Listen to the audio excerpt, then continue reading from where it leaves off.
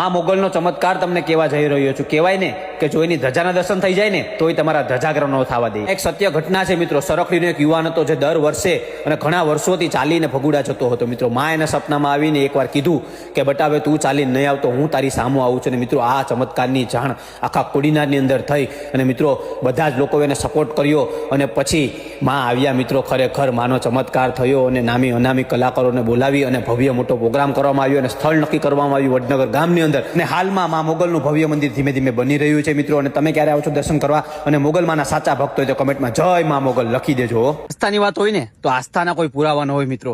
એ તો તમારામાં શ્રદ્ધા હોવી જોઈએ મા ઉપર, તો મા આવે.